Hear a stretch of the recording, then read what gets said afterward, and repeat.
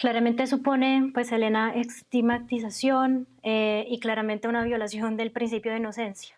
Entonces es realmente muy problemático, pues las personas migrantes como cualquier otra persona pues tienen sus derechos y cualquier medida que se tome respecto a su permanencia en el país pues tiene que seguir el debido proceso. Usted se refiere a la presunción de inocencia. El presidente colombiano se ha referido a los migrantes como bandidos y defiende que el Estado puede ejercer fuerza legítima como corresponde, según ha dicho. ¿Eso abriría entonces la posibilidad de que no se lleve a cabo un proceso justo y apegado a la ley? Claro, el riesgo existe y ya Colombia pues en el pasado ha tenido experiencias similares, episodios similares, particularmente durante el paro del 2019. Es que los hechos de deportación cuando ocurren en determinados contextos pueden ocurrir de manera muy rápida.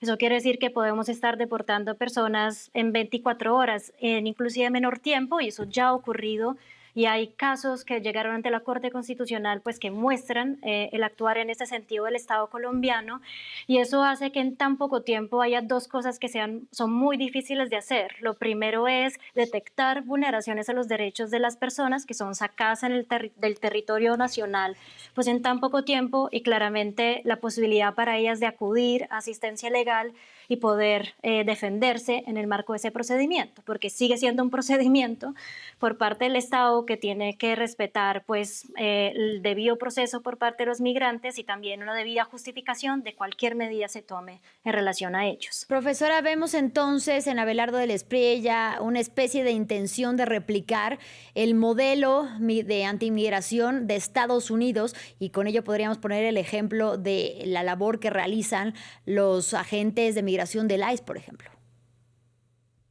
Claro, y eso es todavía más preocupante porque sí hay un ejemplo que muestra la vulneración de derechos de estas personas y cómo la deportación pues no solo afecta proyectos de vida, sino que rompe familias y también pues lo que hace es devolver las personas a un estado en que no necesariamente pues están en condiciones seguras para poder regresar, además de todo lo que ha implicado para los deportados de nacional colombiana desde Estados Unidos, pues es quizás incomprensible que se quieran adoptar las mismas medidas. Colombia lidera, como usted bien sabe, la acogida de migrantes venezolanos en toda América Latina y en gobiernos anteriores hay que recordar que el país ha sido ejemplo para la región en procesos de regularización. ¿Cambiaría entonces la política migratoria en Colombia con los últimos anuncios de Del Espriella?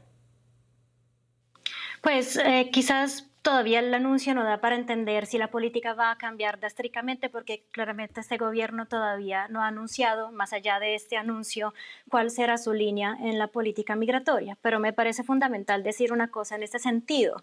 La irregularidad migratoria no es una culpa de la persona, es el Estado que tiene que poner a disposición de la persona migrante caminos para poderse regularizar. Claramente Colombia cuando estableció el Estatuto Temporal para Migrantes Venezolanos en el 2021, pues fijó una política migratoria a 10 años para esta población en particular, pero hace años ya que la población adulta particularmente ya no puede acceder a este mecanismo de regularización. Y los otros mecanismos que tiene son extremadamente complicados como son las visas, cuyo costo es muy alto para muchos de ellos. Entonces, es relevante pues tener a mente que si va a querer deportar personas por la mera situación de irregularidad, pues antes tiene que darles la chance de poderse regularizar efectivamente en el país. Y pese a la voluntad o las intenciones o los propios planes de los gobiernos anteriores, ¿qué ha faltado, qué ha fallado para lograr que la regularización de los migrantes sea una realidad para la mayoría de ellos? Pues la sociedad civil y la academia hace tiempo que viene diciendo lo mismo y es que Colombia no ha tenido y todavía no tiene una política de Estado. Si se va hacia atrás y se revisa la política migratoria, inclusive desde el gobierno Santos y con todos los mandatarios que han venido después, han sido medidas tomadas desde el Poder Ejecutivo. Ninguno ha sido capaz, quizás salvo el Estatuto Temporal para Migrantes Venezolanos, pero también con sus peros, de elaborar la visión que tiene Colombia para los próximos 15, 20 años de cuál quiere que sea su política migratoria. Y eso claramente implica que cualquier mandatario nuevo que llegue, pues imprime su visión, cambia las normas administrativas y cambia las reglas del juego.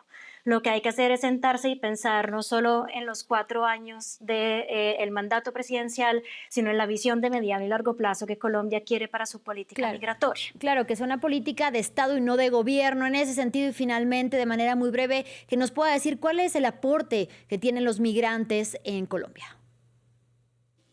Es un aporte muy grande, son personas que vienen, muchas además por necesidad, para construir acá su aporte de vida, que tienen hijos aquí, que quieren insertarse en el mercado laboral.